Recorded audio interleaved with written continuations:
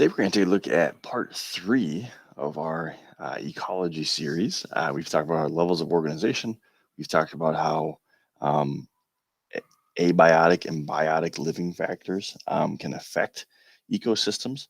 And today we're going to kind of focus in on those living factors, those biotic factors, with one key concept here that is vital for ecosystems. It's still something that we're start beginning to understand, and that is an organism's ecological niche.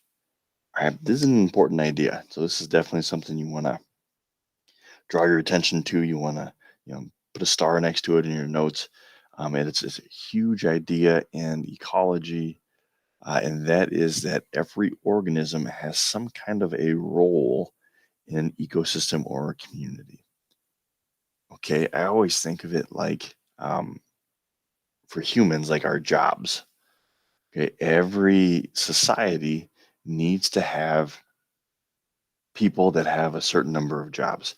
If every single person in town that you lived in was a teacher, that would not be very efficient because you would need somebody to run the restaurant in town. You'd need a post office worker. You need a policeman. You need a fire department. You need um, garbage and sanitation. You need doctors. You need mechanics. You need welders and plumbers and construction workers. You need all these different kinds of jobs in order to have a stable community and a stable society. The same is exactly true for ecosystems. Okay, you need a huge number of species that all perform a slightly different function in order to make sure that that ecosystem is well balanced.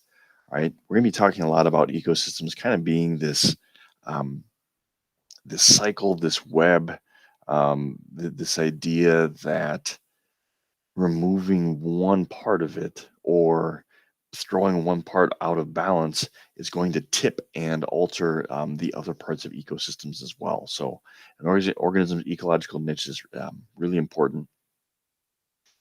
It's based on roughly these four things. That's just a basic list. What they're eating. So that could be: are they eating large mammals? Are they eating insects? Are they eating um,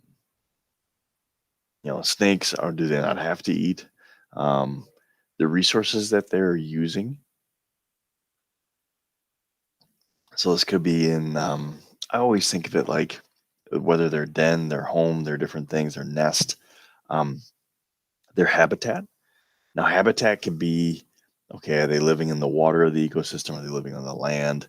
Those kind of things. But even looking at some things like bird species, do they live in the canopy of the tree, or are they more at the base of the tree?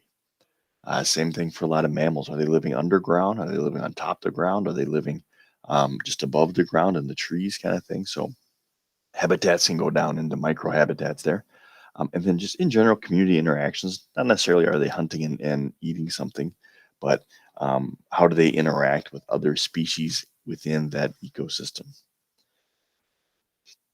To look at this, we're going to focus on one particular case study, and it might be one of the more it is one of the more famous case studies um, in the world, and that is the Yellowstone ecosystem.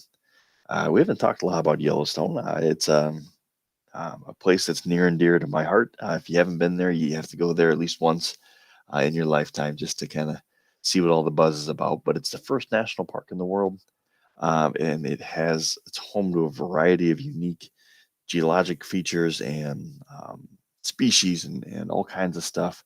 Um, but with that being a national park, they've been studying it for several decades now. And one of their most famous experiments, I have a video on that, is the reintroduction of the Yellowstone wolf. Now, I got kind of a supplemental video that if you want to watch it, and I'll link it in the comments or I'll link it below. But Europeans were settling the West. They saw wolves, this top predator, as a huge nuisance, and they were devouring ranchers' herds at an alarming rate. They'll take down, a small cow a day. That's not good for business if you're a rancher. And so, as we were settling the West, people were just exterminating the wolves. And so they were killing them all off out of the United States to the point where wolves were, kind of effectively not in our country in the early 1900s. There's some parts, yeah, in northern, Minnesota, they still had a population, other, northern reaches of the state, but for the most part, they were killed off. In Yellowstone, what that meant, what they started to see, which is strange, because they still had elk, they still had bison, they still had bears, all that stuff, but they were actually seeing along the banks of some of these rivers. There's a look at Yellowstone. There's a river there in the background there. They were seeing that erosion was way up, vegetation was way down.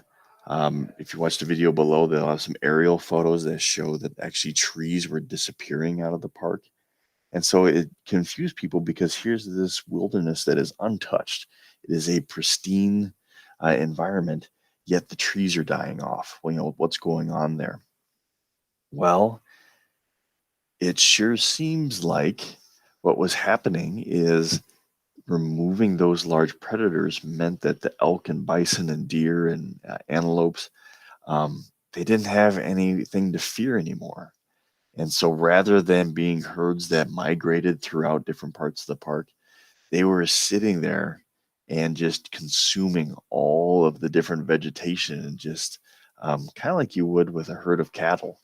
They're just wiping out large chunks of vegetation in the park. And so here's the look at Yellowstone. You see there's one of the valleys, there's a river on the other side of the hill there. But you see this huge expanse of space. And for a long time, there weren't wolves there. Sorry, forever there were wolves there, and then we removed them. And so all those large herbivores, it was almost like an open grazing period for them. And so they were decimating the plant species and whatnot. So in, I believe, the early 90s, they reintroduced the Yellowstone wolf. By reintroducing, they caught some from Canada and brought down, I think it was around 20. I'm not sure exactly how many, and reintroduced them into the park. Let them reestablish their packs, do all of that stuff. And since then, they have seen a more healthy ecosystem. Okay, they've seen elk herds are now moving throughout the valley, not just parking. They're seeing some of that natural balance restored, some of that balance that's been lost in the Midwest for sure with the elimination of the wolf. Now, is there more to the story? Sure. Okay, there's it's not just wolves magically solved this problem, but it helped to reset that balance that was off for so many years there. We're going to be looking at some case studies within the Yellowstone wolf packs and kind of seeing what their ecological niche is as a top predator in the Yellowstone ecosystem.